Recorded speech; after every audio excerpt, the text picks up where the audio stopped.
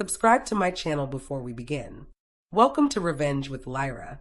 80% of your paycheck goes to your brother, Mom declared, arms crossed, her voice flat and final, as if she were reciting a law she'd personally drafted. The other 20 is mine. Simple. The kitchen air pressed heavy, as though the walls themselves leaned closer, waiting for my reply. I set my coffee cup down slowly, letting the silence stretch long enough for her to believe she'd won. Then I stood, slid my arm into my jacket sleeve, and met her stare. Here's simpler, I said. I'm leaving, and you won't see a single cent from me again. Take care of your own bills. Her face didn't break. Not yet. It sharpened, hard and brittle, the way the sky looks just before a storm bursts. Behind her, my brother shifted in his chair, eyes down, like a kid caught holding stolen candy. I didn't take much, just the small bag I'd kept ready by the door, knowing this moment would come. Stepping outside, the winter air slapped my cheeks, and the crunch of my boots on the driveway became my only goodbye. By the time I reached my car, I could hear Mom's voice again through the walls, her tone already changing, command fading into panic. I didn't look back. If life had taught me anything, it's that silence only cuts deep when paired with absence. What happens when hands that always took from you suddenly have nothing left to grasp? That night, I didn't answer her calls. Or the next night. Notifications stacked up like bricks, each one proof her control was cracking. By the time the adrenaline faded, I'd driven 3 towns over. The motel smelled like bleach and burnt coffee, but the key in my hand felt heavier, more real, than the one to my old room ever had. The first few days were quiet, eerily quiet. No footsteps at my door. No shouted orders from the kitchen. No constant reminder that my hard-earned paycheck wasn't mine. But quiet has a way of sharpening into clarity, and clarity brought math. 80% of my wages gone every month for over a year. Thousands drained, never a thank you, all under the disguise of family duty. I had enough to survive, but I wanted more than survival. I wanted freedom so loud they'd hear it from miles away. So I picked up extra shifts, found a roommate who paid her share on time, opened a bank account Mom would never touch, never even know existed. Weeks passed. Then one morning my phone buzzed. A text, different from the rest. The electricity's been shut off. Can you send money just for now? I stared at it, remembering every time I was told I owed them, every time my needs were called selfish. Instead of replying, I took a screenshot, filed it away in a folder I titled Receipts, and went back to work. Because I knew this was only the beginning.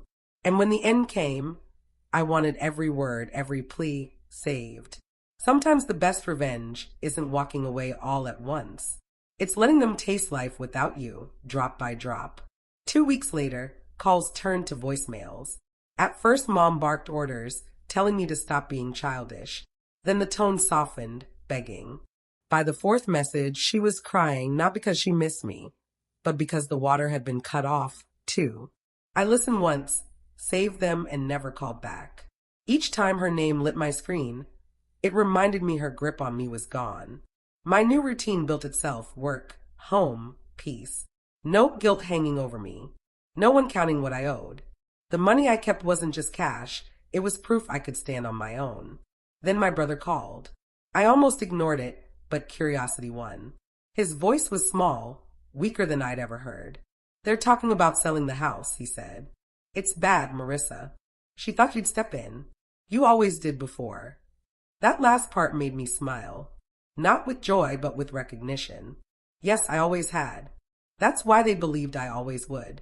I didn't tell him I'd already checked the records, knew the mortgage was behind, knew the bank had filed the first notice. Instead, I just said, I'm sorry you're going through that, and let silence do the rest. He waited for money, for advice, for anything. I gave nothing. After we hung up, I sat still for a long while, the hum of my fridge filling the room. It wasn't satisfaction I felt. It was quieter, deeper. The sense that, finally, they were living inside the world they had built. And I knew things would only get worse. The next message didn't hit my phone.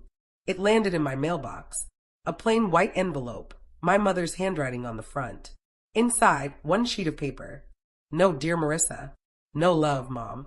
Just, we're losing the house. I know you're angry, but this is your family. We need $19,400 to catch up. We'll pay you back. I read it twice, folded it carefully, and slipped it into the same folder as the others. Screenshots, voicemails, receipts, every single one.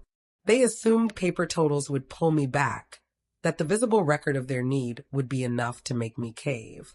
But I'd already made up my mind months earlier, standing in that kitchen when she took my paycheck, as if it were hers by right. Still, I couldn't shake the idea that had formed. If the house was going to be sold, someone would buy it. If that someone was me, I could ensure they'd never set foot inside it again. I didn't hurry. I dug into foreclosure schedules, auction procedures, bid limits. Every little rule that would let me turn their power move into my quiet triumph. At work, I signed up for overtime. Not because I needed cash that minute, but because I liked the notion of funding this entirely with money they'd never touch. By week's end, I had a plan. Not to rescue them or to bail anyone out, but to make sure the final chapter belonged to me. I slid the letter back into its envelope, taped it shut, and wrote one word across the front in black marker, noted. I tucked it to the bottom of my desk drawer where it would sit until the day I needed a reminder of why I did what came next. The auction was scheduled for a Wednesday morning. Public, no speeches, just figures, paddles, and signatures. I arrived early, hair in a low bun, wearing a simple blazer that blended me into the crowd of calm bidders. No one paid me any attention. When the property list lit up on the screen, my gaze went straight to the address I knew by heart. The house where I'd poured my paycheck into someone else's comfort, the kitchen where they had bluntly told me my work and my money were theirs. Bidding opened low. I kept my paddle still at first and watched others push the price up. When the number reached a point that made half the room hesitate, I lifted my paddle one bid. The room shifted. A man opposite me countered. I didn't flinch. I raised my bid again and again. It became a pattern, his doubt, my resolve, until the auctioneer's gavel fell. Sold. Gavel down. By noon the papers were in my name. No co-signers, no shared title, no loopholes that could hand it back to them. I walked into the sunlight clutching the folder like it was proof of my freedom, because it was. That night I drove past the house, lights on, shadows moving behind the curtains. They didn't know yet. And when they did, I wasn't interested in triumphalism. I wasn't going to shout. I would simply give them the truth, the same way they'd once put my things in boxes. 3 days later, I was at my kitchen table sipping coffee when my phone buzzed. A photo from an unknown number showed the front door with a bright red notice taped across it. Change of ownership. Vacate by month's end. Before I could type a reply, Mom's name lit the screen. I let it ring once, twice, then answered. "It's you," she said, more an accusation than a question. "Yes," I said, calm. Her words tumbled out. "You can't do this, Marissa. We're your family. We took care of you." I almost laughed. "You took from me," I said. "There's a difference." Silence, then her breath, ragged. "What do you want?" she asked, the same question I'd asked myself in the weeks leading up to this. My answer had never been about money. It was about this moment, the shift when she would no longer control me. "I want you out," I said simply. "End of the month." After that, the locks changed. I heard her try to choke something back. Anger or tears, I couldn't tell. "You'll regret this," she warned. But I knew better.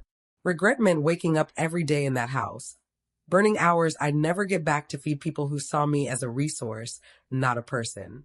This was release. After I hung up, I saved the call recording to my receipts folder, a keepsake of how freedom sounded. The final week arrived quicker than I'd expected. Each pass by the house showed more boxes on the porch, more furniture against the rail. They packed quietly now, no shouting, no music, no signs of the family that used to fill every room. One Thursday evening, I parked across the street and watched. My brother carried out a lamp I recognized, one I'd bought when my paychecks lined their comfort. My sister slammed a trunk closed without looking at me. Mom stood at the doorway, clutching a set of keys, staring at them as if they proved she belonged. For a fleeting moment, I wondered if she'd come over, try to bargain, to soften her voice and rewrite the years in one conversation. She didn't. She turned, reappeared with another box, and went on packing. By Friday night, it was almost empty. I walked through the front gate in the failing light. The gravel crunched loud in the quiet. The air felt different, less inhabited, more full of possibility. I stood in the driveway where she'd once told me how much of my life belonged to them, thinking how strange and right it felt to reclaim a place without shouting or fighting. The locks would change tomorrow. When they did, the house and everything it represented would be mine alone. Saturday morning broke clear and biting, the kind of cold that sharpens every nerve. The locksmith arrived on time. His van hummed in the drive. I stood on the porch as he worked, every metallic click marking a closed chapter. When the last lock turned, he handed me the keys. Smooth, cool, and heavier than metal alone. They felt like history. Inside, the house was hollow. The echoes had shifted, not laden with arguments or demands, but lighter, almost clean. I walked through each room, letting my fingers skim the walls. In the kitchen I paused, the place where she'd stood with folded arms, carving up my paycheck for everyone but me. Now, there was no one to claim my work, my time, or my life. On the counter, I left a single envelope. Inside was a copy of the deed, my name printed in bold, black ink. Across the front, I had written one line.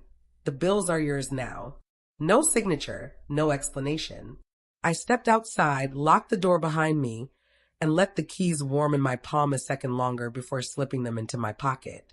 The sun caught my face as I walked down the driveway, the same path where I'd once left with nothing. This time I wasn't leaving. I was arriving at a life that was entirely mine. This story is a reminder. Sometimes the most effective revenge is simply reclaiming control of your life. When others assume your time, money, and energy belong to them, leaving can seem impossible, but it's the first step to freedom. Marissa didn't scream or beg or try to prove her worth.